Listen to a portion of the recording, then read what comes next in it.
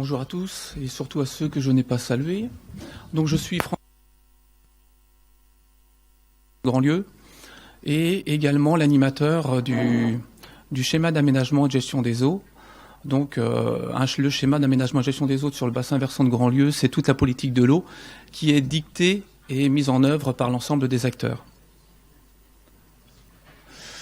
Donc parler d'un lac, c'est aussi parler de son bassin versant. Et bien sûr, parce que la qualité de celui-ci dépend de l'ensemble des eaux qui arrivent, car comme vous pourrez le constater, le lac de Grandlieu est l'exutoire de l'ensemble des cours d'eau qui drainent notre bassin versant. Donc juste pour vous situer le bassin versant de Grandlieu, il se situe bien sûr sur la façade atlantique, sur la région des Pays de la Loire.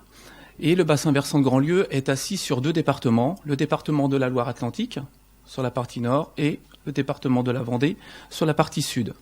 Vous avez également ici quelques photos de paysages que vous pourrez retrouver tout au long de votre balade sur le bassin versant de Grandlieu et également sur la partie du lac, je crois, vendredi, lorsque vous serez amené à vous déplacer sur le site.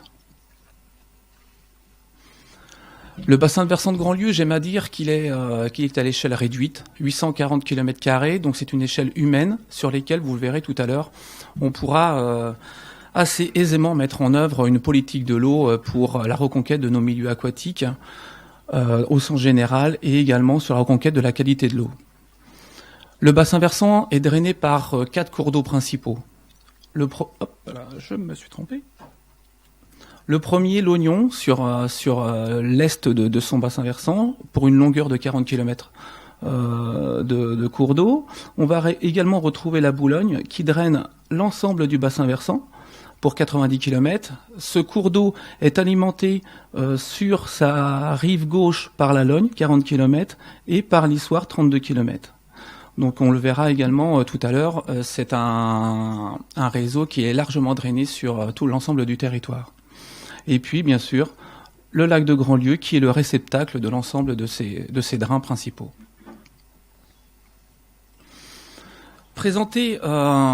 L'exercice qui m'était donné ce matin, c'était de présenter l'ensemble des pressions sur un bassin versant et le corréler ensuite avec la qualité de l'eau. Donc un premier point de ma présentation portera sur les différentes pressions que l'on peut observer et que l'on a sur notre bassin versant.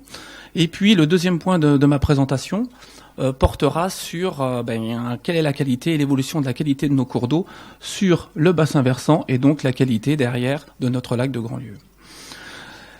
Il est important de noter donc que l'évolution de la population s'effectue aussi autour des deux grandes agglomérations, donc l'agglomération nantaise sur la partie nord et sur la partie sud, l'agglomération de La Roche-sur-Yon. Comme vous pouvez le constater ici, la pression démographique est importante sur le pourtour du lac en lien avec l'activité industrielle et puis l'activité que peut proposer la cité de Nantes Métropole. Il est aussi important de noter que la population a largement progressé depuis les années 2000, soit plus de 25 000 habitants sur notre territoire. Ici, vous avez l'ensemble, je ne sais pas si on voit très très bien, mais je ne sais plus. Attendez 2 petites secondes.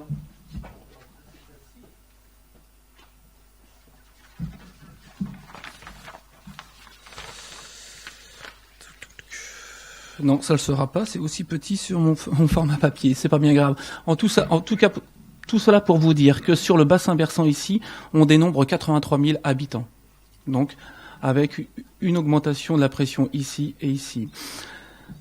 Les parcs industriels sur notre bassin versant sont également positionnés sur ces deux secteurs, bien évidemment. Le parc industriel, on a peu d'industrie agroalimentaire, peu de pression de par le parc industriel sur notre bassin versant. Je parle en termes de rejet ou de conséquences sur la qualité de l'eau. Comme vous avez pu le constater, nous sommes à l'intérieur d'un étau entre Nantes Métropole et l'agglomération de La Roche-sur-Yon. Donc nous avons un bassin versant qui est relativement rural. Un bassin versant rural où l'agriculture a façonné son paysage. On le verra sur la diapositive suivante. Mais ce qui est important de notifier par celle-ci, c'est qu'on retrouve l'ensemble des agricultures. À savoir, vous avez ici une cartographie qui représente l'identification des différentes agricultures sur le bassin versant suite au recensement général agricole de 2010. Donc, on voit que sur la partie sud, on est plutôt sur l'élevage porcin, qu'on le retrouve également ici. Sur le bassin versant d'Alogne, on retrouvera également la viticulture avec la production de son muscadet. Production du muscadet qu'on retrouve également sur le pourtour du lac. Tout à l'heure, vous serez amené, je crois, à en goûter le bon goût de notre muscadet local. Il est important aussi de notifier que nous retrouve une production bovine, à la fois sur une production laitière et sur une production viande. Et fait nouveau depuis quelques années, le bassin versant de Grandlieu accueille le maraîchage. Donc une activité nouvelle qui glisse de l'estuaire de la Loire qui glisse en fait, le bassin versant maraîcher est vraiment sur ce secteur-là, Basse-Goulaine, et glisse maintenant, aujourd'hui, sur notre bassin versant et notamment sur le cours d'eau de l'Oignon. C'est important de clarifier les différentes agricultures car ils ont tous des parcours techniques différents, d'apport d'intrants différents, azote, phosphore, et ils utilisent également les produits phytosanitaires à différentes échelles pour leur production. Donc on le verra tout à l'heure, les incidences qu'il peut y avoir sur l'utilisation de ces produits phytosanitaires que l'on retrouve dans nos cours d'eau. J'aime aussi, lorsque l'on présente l'aménagement de l'espace, notre bassin versant, de revenir sur les photos aériennes, notamment sur celle de 1950. Donc là, je ne sais pas si vous voyez bien avec le soleil, mais nous avons ici la même photographie prise en 1950 et celle prise en 2013. Sur l'îlot vert, ici, j'ai dénombré, le même îlot vert qu'on retrouve ici, j'ai dénombré 15 parcelles. Il y a ici 15 parcelles. Aujourd'hui, il n'y en a plus qu'une. Cette parcelle était délimitée par un certain nombre linéaire de haies, de talus, et vous allez retrouver donc le réseau hydrographique ici, en bleu. On le retrouve également ici. Donc tout ça pour vous dire que l'aménagement de l'espace a été façonné par l'agriculture intensive, l'agriculture qui se mécanise autour des années 1970, donc avec un nouveau paysage sur le bassin versant. Vous avez sur la partie gauche de la diapositive, donc le point rouge matérialise le secteur ici où la comparaison des photographies a pu être effectuée. Vous avez sur la partie également ici un travail important qui a été mené par le syndicat du bassin versant ces 5 dernières années par un chargé de mission, Ludovic Anisson, présent dans la salle. Donc si vous avez des questions sur le volet zone humide pour les questions de bassin versant, vous pourrez vous adresser à lui. Il est important aujourd'hui de notifier également toutes ces zones humides, car comme vous le savez, elles ont un rôle épuratoire, elles ont un rôle d'éponge. Donc on joue à la fois sur les inondations, on joue à la fois sur l'approche qualité de nos cours d'eau. Je reviens sur ces deux diapositives. Je suis moi-même originaire de ce bassin versant. Je suis né ici, là, et je côtoie longuement nos anciens. Et lorsqu'ils me disent « François, tu sais, la rivière, il y a quelques années, elle mettait 3 jours à déborder. Aujourd'hui, elle met 3 heures. Il y a quelques années, elle mettait 3 jours pour repartir, pour ressortir et reprendre son lit mineur. Aujourd'hui, elle met 3 heures. Donc on voit bien que tout l'aménagement de cet espace aura des incidences sur le volet inondation et sur le volet qualité d'eau. Sur la ressource en eau sur notre bassin versant, donc comme je vous le disais tout à l'heure, nous avons un réseau qui est largement drainé sur notre bassin versant, sur le volet eau superficielle. Sur le volet eau souterraine, nous avons deux parties bien distinctes. Nous avons le socle granitique sur la partie amont du bassin versant. Et pour ce qui concerne le lac de Grandlieu, sous le lac de Grandlieu, nous avons une nappe que l'on qualifie ici aujourd'hui la nappe des sables, largement prisée par la profession agricole.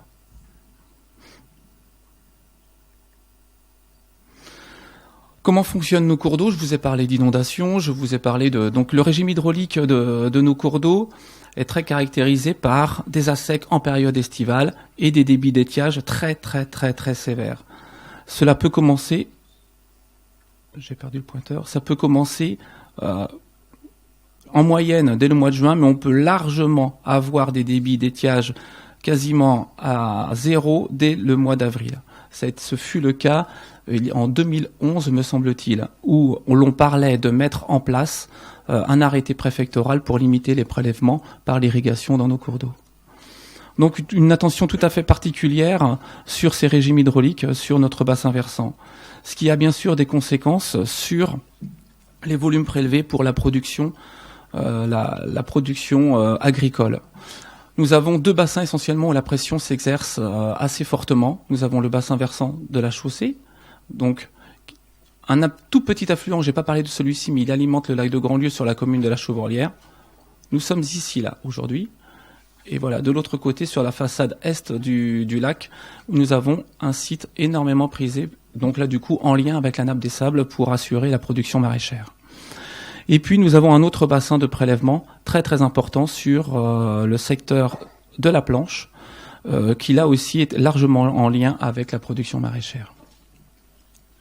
Donc, une pression localisée sur laquelle, aujourd'hui, les agriculteurs ont répondu par des non-prélèvements en période estivale, ce qui permet quand même de maintenir une certaine colonne d'eau dans nos cours d'eau en période estivale, même si le débit peut être de 0 parfois. Protéger le lac de Grandlieu, c'est aussi bien sûr, comme après la pression, les différentes pressions que j'ai pu vous présenter, protéger le lac de Grandlieu, c'est bien sûr agir sur son bassin versant. Agir sur le bassin versant, pour ce faire, l'ensemble des acteurs se sont réunis. À une certaine époque, on parlait de plan de sauvegarde du lac. La différente réglementation, la loi sur l'eau de 1992 évoquait que la gestion de l'eau pouvait se faire à l'échelle d'un bassin versant. L'ensemble des acteurs ont pris la balle au bond et dès 2006, dès 96, s'est organisée une gouvernance sur le bassin versant pour identifier les enjeux vers lesquels il fallait tendre et sur lesquels il fallait agir. Vous avez donc à l'écran je dirais dans un premier temps les 6 enjeux qui avaient été définis à l'époque et qui donc ont abouti à la rédaction d'un schéma d'aménagement de gestion des eaux qui a été le 2e schéma approuvé en France après celui de la Drôme, en région PACA. Donc il avait été approuvé le 5 mars 2002.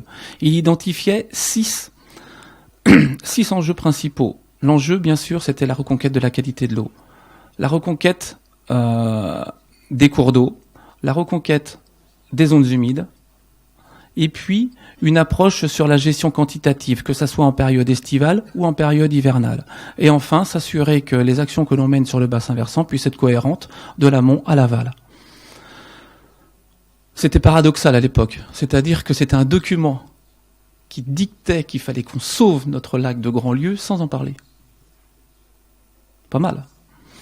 Depuis, le schéma a été révisé et on a ajouté un enjeu, c'est-à-dire que le climat était tendu sur le territoire. Faut rappeler les faits. Le climat était tendu autour de ce lac de Grandlieu. Et pour répondre à sa sauvegarde, eh bien, on avait donc identifié à l'époque ces enjeux. Aujourd'hui, le schéma d'aménagement et de gestion des eaux a identifié un nouvel enjeu, bien sûr, c'est d'intégrer ce lac dans ses perspectives. Et je crois qu'aujourd'hui, je suis moi aussi ravi de vous accueillir ici parce que, en tant qu'animateur de ce schéma, on se pose beaucoup de questions sur comment identifier, comment qualifier notre lac, est-il en bonne santé au regard des différents indicateurs. Et ça, c'est vraiment très très important. Il faut qu'on puisse apporter des réponses et vous verrez ma dernière diapositive, je compte sur vous. Protéger le lac de Grandlieu, c'est, comme je vous l'ai dit, c'était de s'intéresser à son bassin versant, mais c'est aussi lui intégrer certaines réglementations. Donc vous avez à l'écran les règles. Hop, voilà. Vous avez à l'écran, par exemple, le zonage Natura 2000. Nous avons également des chevilles ouvrières qui travaillent pour son son bon état avec la réserve nationale, la réserve régionale. Donc je laisserai largement à Christophe et à Jean-Marc présenter les différents classements qu'il peut y avoir sur le lac. Donc nous avons, sans rentrer dans le détail, nous avons sites classés, sites inscrits, et puis aussi une approche Natura 2000 également sur le site du lac de Grandlieu. Pour mesurer la qualité de l'eau sur notre bassin versant, là aussi, il a fallu se doter de sites de mesure. Donc à la fois des sites de mesure sur les débits. Donc nous avons pour ce faire des sites patrimoniaux qui mesurent les débits depuis un certain nombre d'années, plusieurs décennies, ce qui nous permet d'apprécier et de vous présenter les différents graphes liés au débit et notamment au débit d'étiage en période estivale. Donc ce sont les stations de mesure ont été installées à l'aval, bien sûr, des cours d'eau. Pour mesurer la qualité de l'eau, nous avons également un certain réseau qui peut être à la fois patrimonial, notamment par celui de l'agence de l'eau pour mesurer la qualité de l'eau et donc rendre compte dans le cadre de la directive cadre européenne. Et nous avons également en violet certains points qui permettent de mesurer la qualité de l'eau sur la partie médiane du bassin versant ou sur la partie amont, qui sont donc des points dédiés à renseigner les observatoires départementaux, ligériens et vendéens. Et on profite également de certains points pour mesurer la qualité biologique, à savoir quelles espèces de poissons on retrouve dans nos cours d'eau. Si je rentre dans le détail et que je zoome sur certains paramètres, notamment sur le phosphore, donc si on reprend après la mise en œuvre de la politique de l'eau dès l'approbation du SAGE en 2002, il y a eu des efforts importants qui ont été menés au sein des collectivités, et notamment sur la restructuration des stations d'épuration. Pardon. Ici, on avait de nombreux pics qui... Hop, là je suis sur le nitrate, je voulais revenir sur le phosphore, pardon.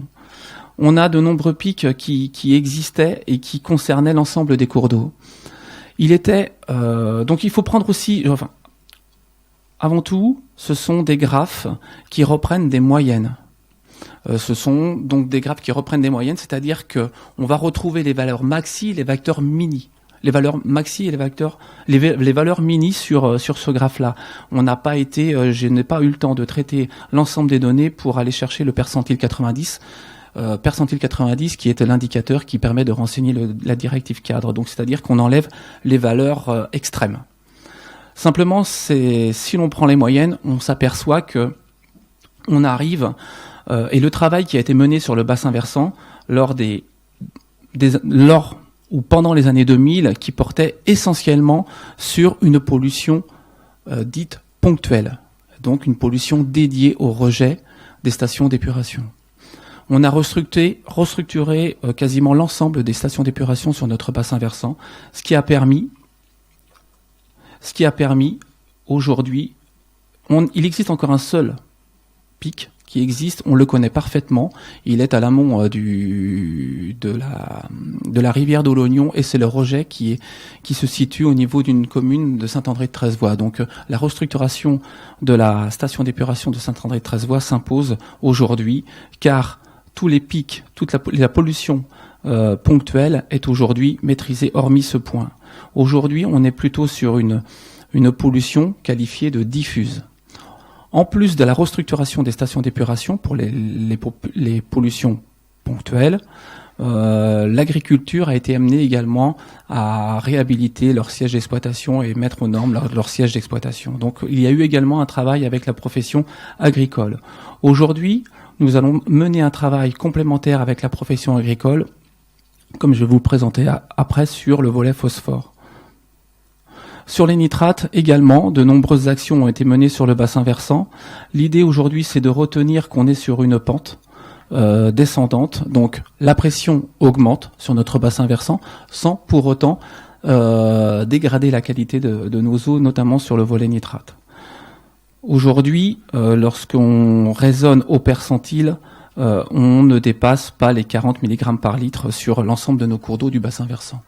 Donc plutôt satisfait sur ce paramètre également. Un paramètre qui était vraiment prioritaire dans les années 2000, qui aujourd'hui l'est un peu moins, de par les différentes réglementations en place et les différentes actions sur le bassin versant. Je voulais juste aussi revenir sur la restructuration des stations d'épuration.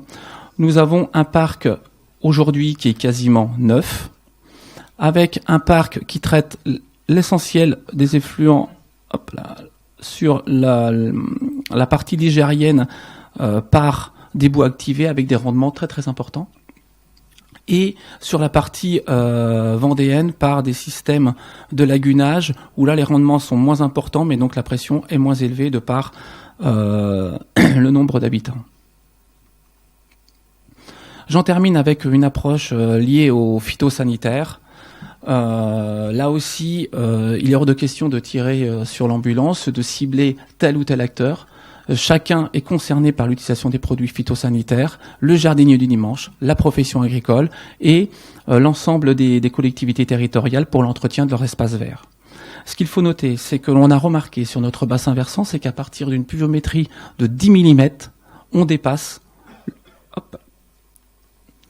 Décidément, on dépasse les 2 microgrammes par litre souhaités par seuil à ne pas dépasser, souhaité par l'ensemble des acteurs. Je vous ai mis ici à l'écran aussi, lorsqu'on a une politique volontariste par les collectivités, eh bien on arrive à déduire jusqu'à 90% l'utilisation des produits phytosanitaires sur l'ensemble des communes de notre bassin versant. Donc on a vraiment une approche très très importante sur l'utilisation des produits phytosanitaires par nos collectivités.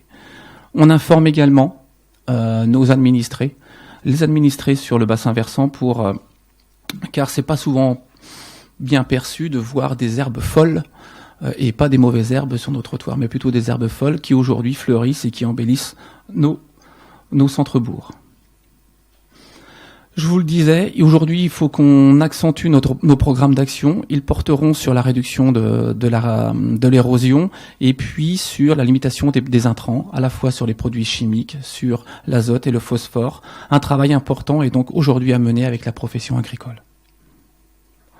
Et bien sûr, cela passera par les parcours techniques avec leurs conseillers particuliers, le conseiller technique, et puis aussi sur l'aménagement de l'espace, retrouver des haies qui permettent de tamponner, qui permettent de retrouver aussi la fonctionnalité de nos zones humides sur le bassin versant.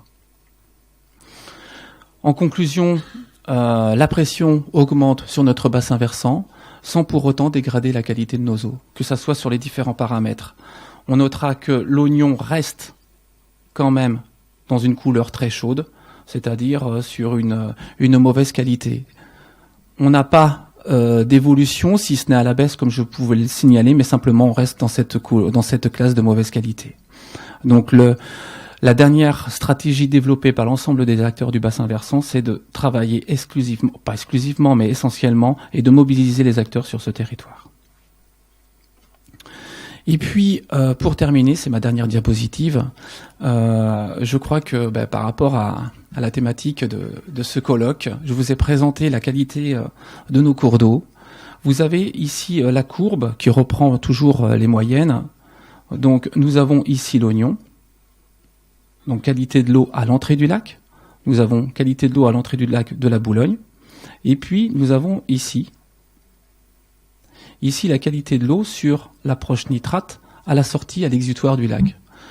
Donc ce qui me fait poser beaucoup de questions. C'est-à-dire que, on le sait, ici on a une vraie zone humide qui joue son rôle de nitrification. Simplement, lorsque l'on classe notre lac au regard de la directive cadre sur l'eau, eh bien il apparaît en rouge, il est en mauvaise qualité. Aujourd'hui, on se pose de nombreuses questions ici à Grandlieu, avec l'ensemble des partenaires, c'est comment on peut qualifier aujourd'hui notre lac, à savoir où est-ce qu'on met notre monitoring, où est-ce qu'on met nos engins de prélèvement pour quelle est la qualité de l'eau, que ça soit sur les différents indicateurs. D'ailleurs, quel indicateur on doit prendre en compte? On a évoqué tout à l'heure sur la présentation, on a vu que la faune était largement appréciée pour qualifier la qualité d'un lac. Voilà, c'est toutes les questions aujourd'hui. Je me fais le porte-parole de l'ensemble des acteurs du bassin versant de Grandlieu et j'espère bien que vous allez pouvoir apporter des réponses et je serai tout oui pendant 2 jours. Merci.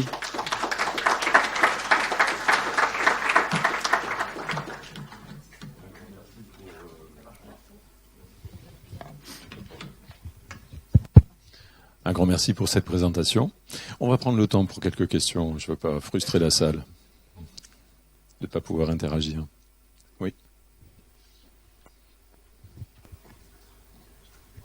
Par rapport à vos priorités, à savoir des actions sur l'oignon et la rétention de la pollution à l'air source, est-ce que vous avez envisagé de créer, par exemple, des zones humides artificielles type zone tampon pour capter une partie des pesticides, par exemple, ou quelle piste de travail vous envisagez de développer?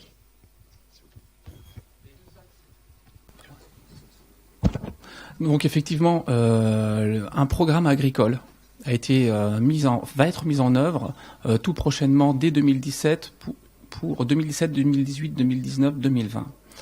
Il a identifié 2 cibles, phytosanitaires et le phosphore. On sait pertinemment que ces deux paramètres sont liés au ruissellement sur le bassin versant. Donc, le programme d'action en termes de levier identifie les parcours culturaux pour la polyculture élevage, le maraîchage et la viticulture. À côté de cela, à côté des parcours culturaux, nous avons identifié un autre levier qui est l'aménagement de l'espace. Revenir à l'implantation de haies, revenir à l'implantation de zones tampons, revenir à la restauration de zones humides identifiées sur le bassin versant. Donc effectivement, ça fait bien partie du programme d'action que l'on souhaite mener avec l'ensemble des agriculteurs. C'est un programme d'action, d'ailleurs, ce sont même eux qui ont été à l'initiative de la rédaction de ce programme.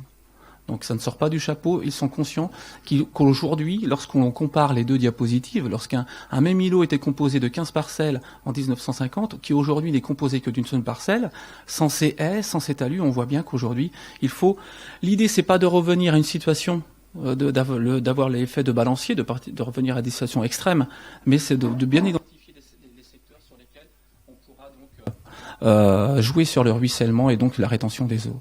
Et non seulement on agit sur la qualité de l'eau, mais on va aussi agir sur la rétention de la goutte d'eau et donc là sur le volet gestion quantitative. Oui, je rebondis sur ce que vous venez de dire. Ce qui choque le plus sur les photos aériennes que vous nous montrez, c'est l'absence de corridors rivulaires et a priori les profils très rectifiés de ces rivières qui doivent jouer pour beaucoup. Donc je pense qu'une restauration de ces milieux lotiques, permettrait peut-être d'apporter quelques pistes de solutions. Aujourd'hui, les autres axes de travail portent sur la reconnaissance des têtes de bassin versant, l'inventaire cours d'eau, et puis également sur la renaturation de ces cours d'eau, de cet ensemble de linéaires qui aujourd'hui, comme on le sait, l'ONEMA apporte de nombreuses références sur la dénitrification, sur ces différents sites. Et donc aujourd'hui, il y a une prise de conscience. Les 2 chambres d'agriculture avec lesquelles on travaille aujourd'hui font passer le message auprès de la profession pour agir sur l'ensemble de ces linéaires de par la renaturation. Le syndicat du bassin versant de Grandlieu, de par ses compétences, aujourd'hui met en œuvre un programme d'action qui porte justement qui porte sur la renaturation de l'ensemble de ce linéaire. Voilà, diversification des habitats. Donc là, on joue sur le volet partie biologie de la masse d'eau et on joue également et on souhaite jouer sur la qualité de l'eau par l'installation et la diversification des habitats au sein du lit mineur de nos cours d'eau. Très bien, je vous remercie beaucoup. Je pense qu'on aura l'occasion d'échanger par après.